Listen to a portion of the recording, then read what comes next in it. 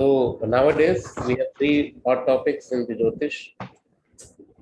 लो तुम बनाते हैं ना बेटा, कहाँ है? इतना बड़ा Everybody थोड़ी be है। on mute. If you want to ask any question, then only you unmute yourself. Okay. So three hot topics in Jyotish. First one is the secret of ascendants. We can also call it blank chart prediction also. And there is another topic, Panding Karma. Everybody wants to learn about Panding Karma, what is hidden in their horoscope. उनकी कुंडली में ऐसा क्या pending Karma ऐसा छुपा हुआ है जिसकी वजह से उनको लाइफ में इतने सारे इवेंट्स या दुख झेलने पड़ते हैं। तो इस टॉपिक पे ऑलरेडी इंटरनेट पे बहुत से वीडियोस हैं। I hope everybody is aware about this term pending Karma. Okay, कोई ऐसा है सेशन में जिसको नहीं पता पेंडिंग कर्मा क्या है?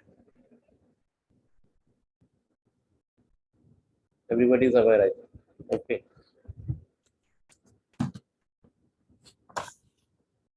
सो इस टॉपिक पे बुक्स हमारे पास ज्योतिष अगर के हम बात करते हैं तो ज्योतिष की जो बुक्स जितनी भी हैं उनमें इस टॉपिक पे बुक्स नहीं है। Okay, if you go and search in the market specially related to pending karma topic, you will not find books. Okay, there are some books in which you will find the content of pending karma, but here and there. The book is not dedicated for this one topic. Okay, but now we have this book, and this whole book is dedicated only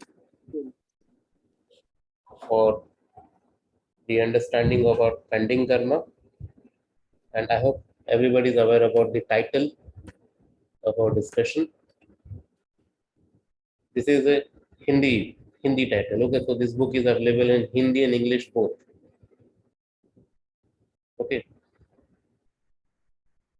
पिछले जीवन के अधूरे कर्म और उसके सुधार को unlock करें. Unlock pending karma and its correction. This is the title in English. Anybody have this book? किसी ने book पढ़ी है अभी तक? Yes, sir. I have this book and I read out also. Yes, sir. Yeah, it's a good book. Like author has explained along with the mythological stories. And in chapter 2, I think it's a wonderful explanation how all the planets got the motion of a speed and how Saturn has been given 2.5 years as he was insulted by Vikramaditya. So yes, it's a good book along with the mythological story. Yeah. So I have seen very rare book or very less number of book in which you will find the mythological stories associated with the planets, not only planet associated with our Jyotish content. Okay. So the speciality of this book is you will find in every chapter you will find some stories. Okay. And how that story is related to the topic of the chapter, that is important that you will find in this book. Okay, like ma'am is already saying, she has read this book and the specialty of this book is only this mythological story which she able to find. Anybody else who have read this book? Satish Bhandari ji want to ask anything? Sir मुझे ये pending Karma जो है ये मैं अभी नया हूँ, मुझे मालूम नहीं, इसका ज्ञान नहीं है। जब ये आपने पहला क्वेश्चन पूछा ना तभी मेरा इंटरनेट काम नहीं कर रहा था तो मैं थोड़ा देरी से आपको बता पाया। तो पेंडिंग कर्मा के बारे में अभी हमने डिस्कशन स्टार्ट नहीं किया, जैसे मैंने पूछा था अभी जस्ट, सो अभी हम करेंगे बात इससे। हाँ जी सर, ठीक है।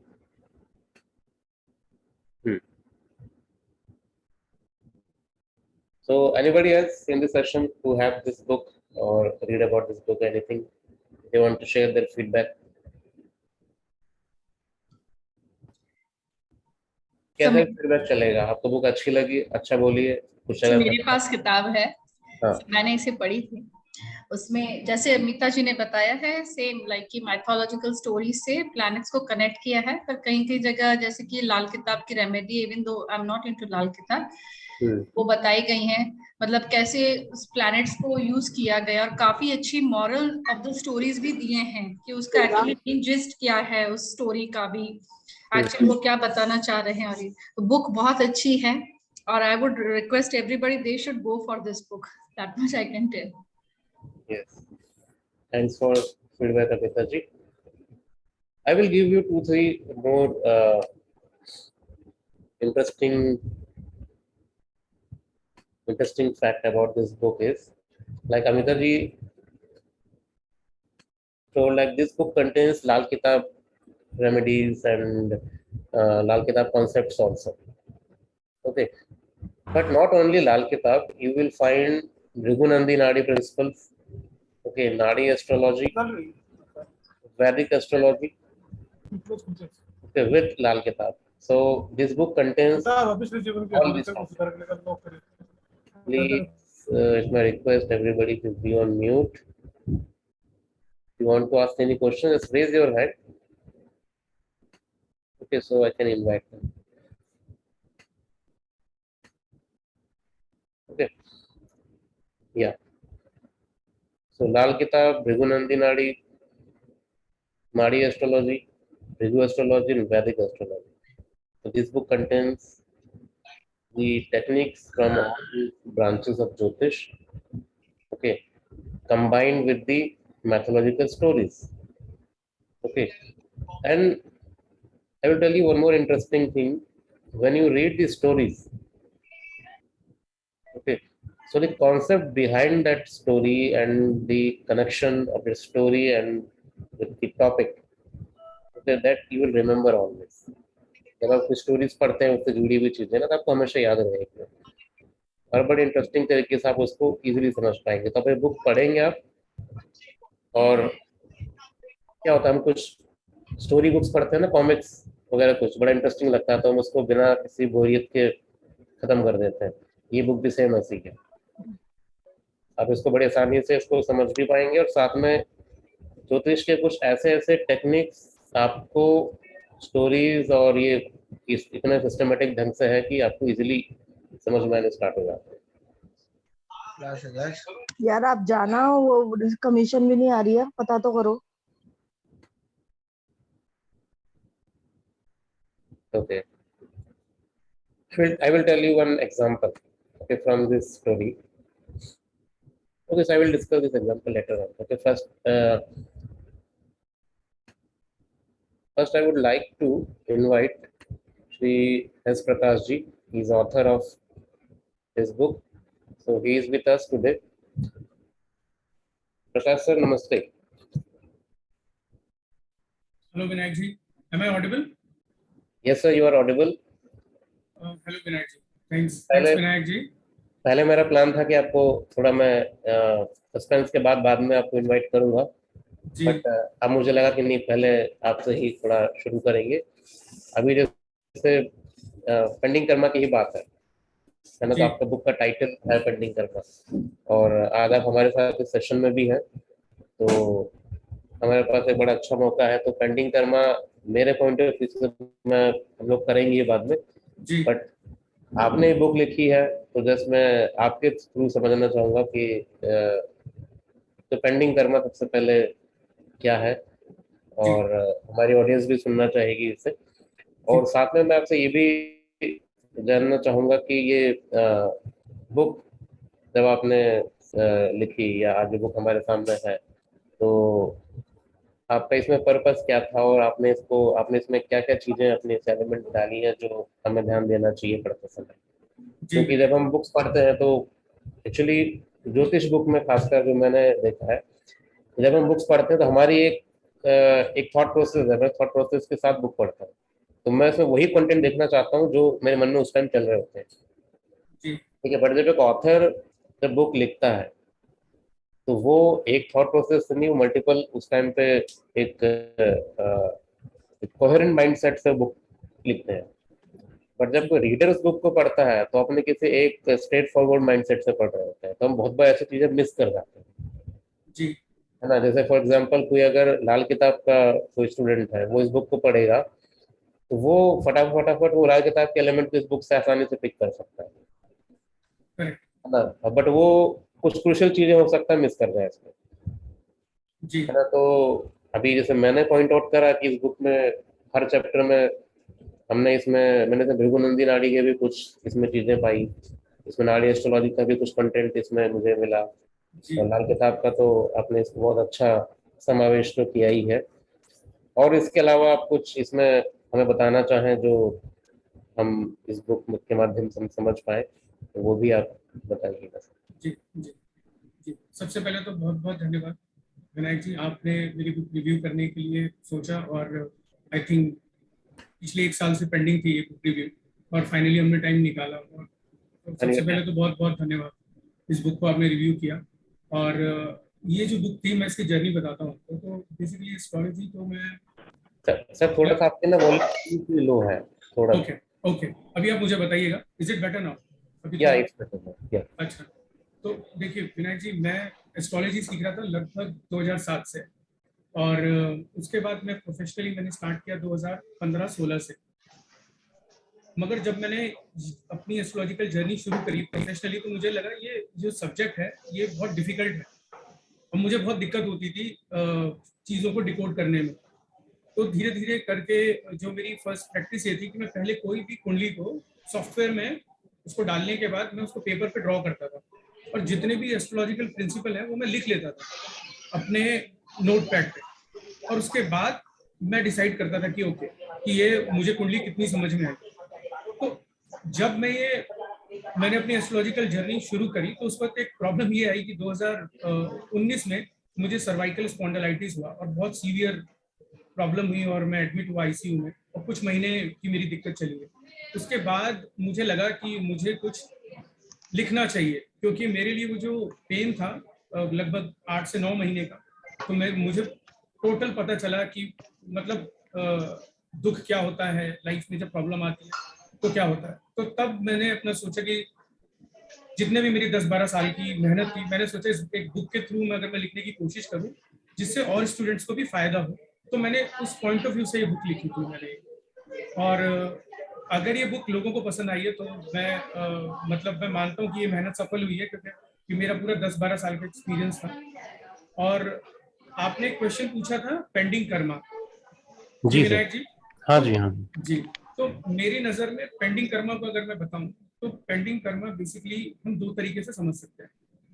एक तो ये कि हम इसे बोलेंगे पे बैक टाइम, यानी कि आप अपने जो आपने जन्म लिया है इस जीवन में, आपको कुछ पे बैक करना है।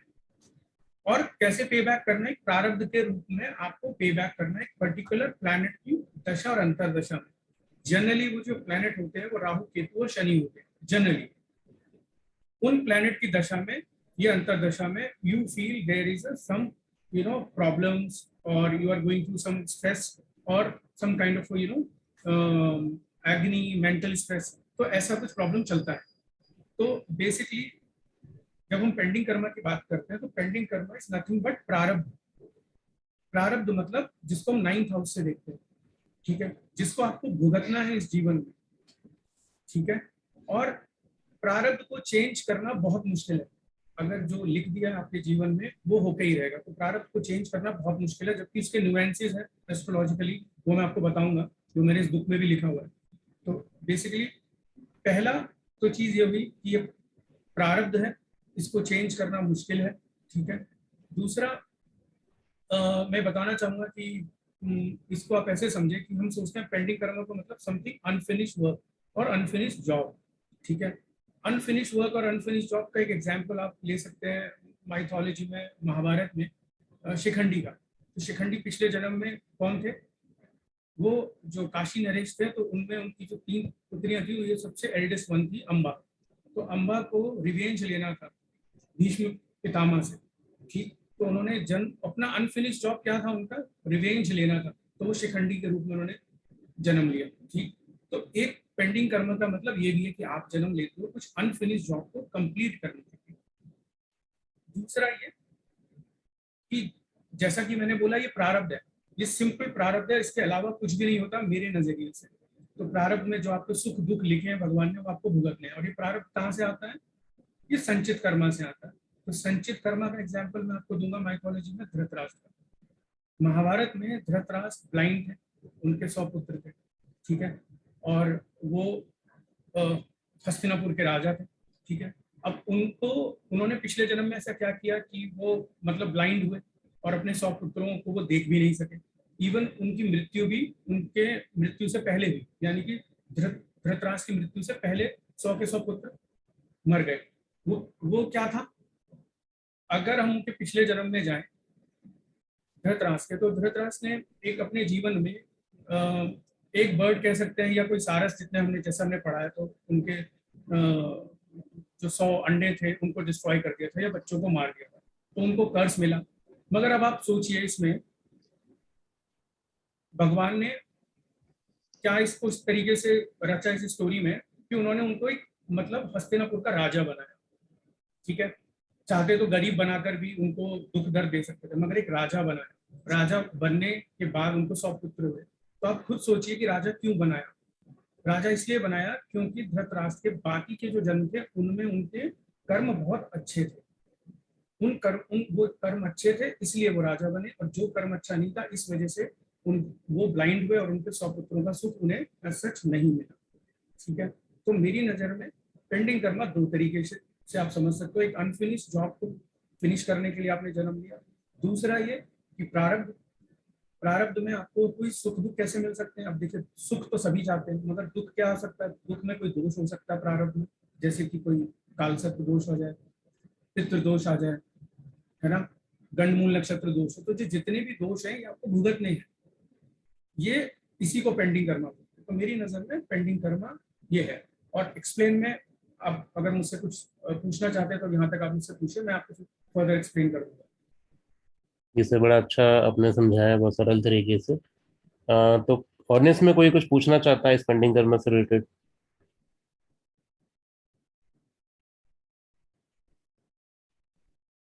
हाँ, श्रीनिवास जी।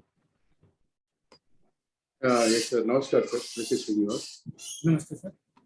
Sir, actually, you just now told about the Pranat Karma can see from the 9th house. जी So the planets connected to the 9th house gives the Pranat Karma. जी, मैं आपको बताता हूँ। अब जब हम प्रारब्ध की बात कर रहे हैं तो प्रारब्ध में जो 9th हाउस है, तो 9th हाउस मतलब D9 चार्ट।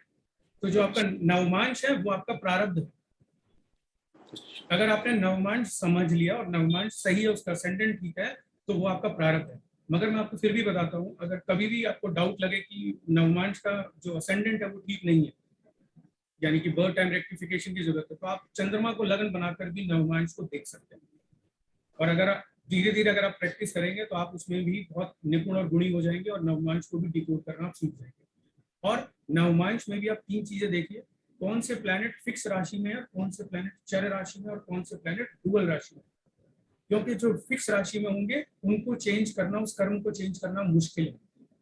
जो चर राशि में होंगे यानी कि एरीज, कैंसर, लिब्रा और कैप्रिकॉर्न, उनका आप प्रारब्ध चेंज करना फिर भी आसान है, वो आप कर सकते हैं। और डुअल राशि में हो भी सकता है, नहीं भी हो सकता है। अब इसका एक एग्जाम्पल मैं देता हूँ।